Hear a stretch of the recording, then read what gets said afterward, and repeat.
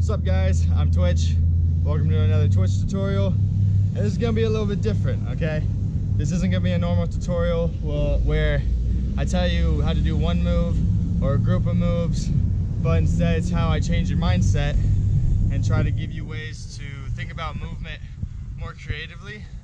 So let's just kind of jump into it. There are multiple ways to start with creativity, and I want to start with the basics that probably most people know about, and I like to call this method the mad scientist method. Okay, it's where you take two moves and you put them together and you create another move that way. So it's like Frankenstein, you know, you're taking two things, putting them together, and it makes something else. And that sounds easy enough, right? But the questions are like, what moves do I think of and where do you start? So first I'm going to start with how do you start. So with your two different moves that you have, what you want to do is you want to cut them in half, okay? There's the beginning of this one and the ending of this one, beginning of this one and end of this one, and you try and mix and match, and that's how you get moves. So when you cut them in half and you have 1, 2, 3, 4 moves from two, you already have more stuff that you can work with. You have Play-Doh, okay? So when you get to mix and matching, let's take two moves that I really like putting together because there's so many ways to do it. Let's take Makaku and 360 inward roll. So if I take the beginning of a Makaku and the ending of a 360 roll, I get this.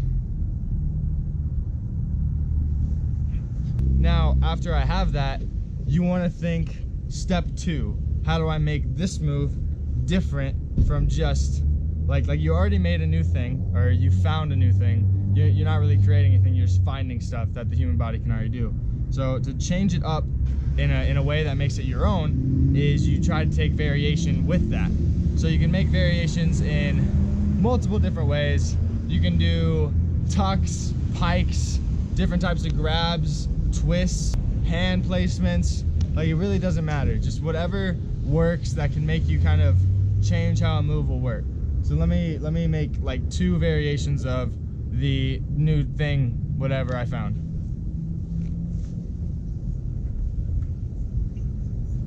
So when you add variation to this, like you can get hundreds of different moves just from one little trick. So make sure you keep your mind open to little tiny things, even if it's like something that you wouldn't normally think of, like pikes. Oh, I never do pikes, so I'm not gonna do a pike. Do a pike. You might like the feeling of it. You might feel how cool it is, or think of something simple. Like if you can't think of a tuck or a pike, try to think of another type of grab. Think of a taco. Think of a wide bullet. Just try to go through that kind of mindset. Now I'm gonna tell you how I think of what moves to put together, like how to start. And this might work for you, it might not. But what I do is I usually think about lines and abstract, okay?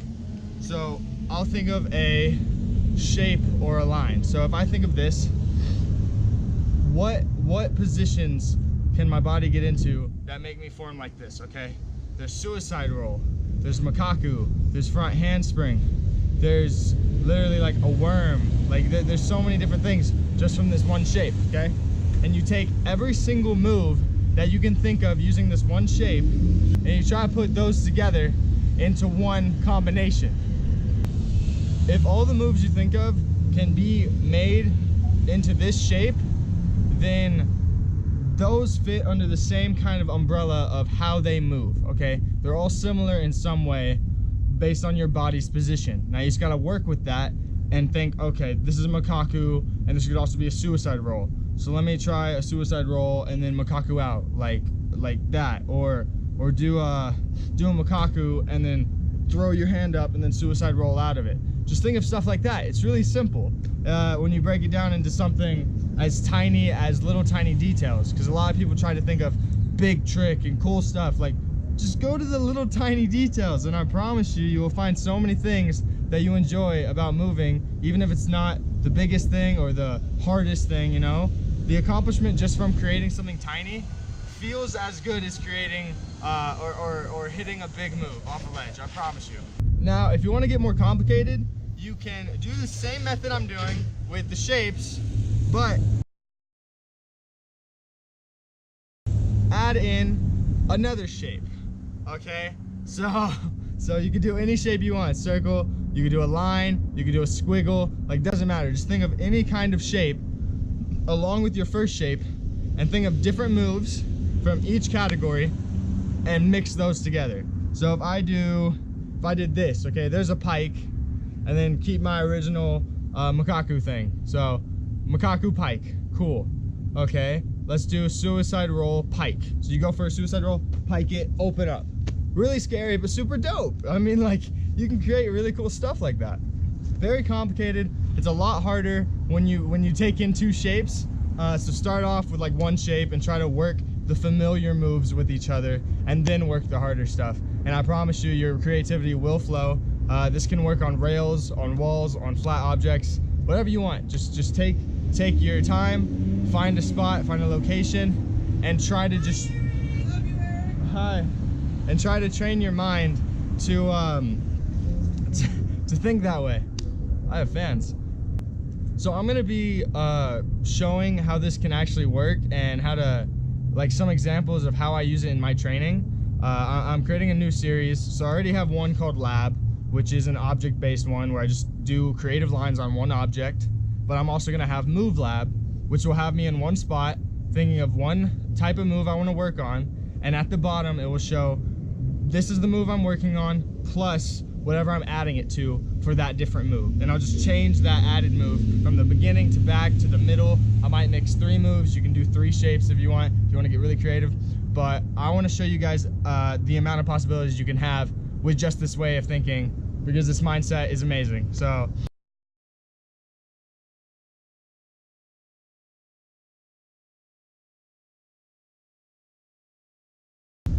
thank you for watching. I really hope this helped.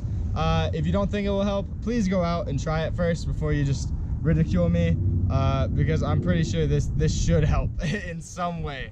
I didn't have this way of thinking until recently. I've started developing my style and realizing I don't really want to do that much big stuff anymore.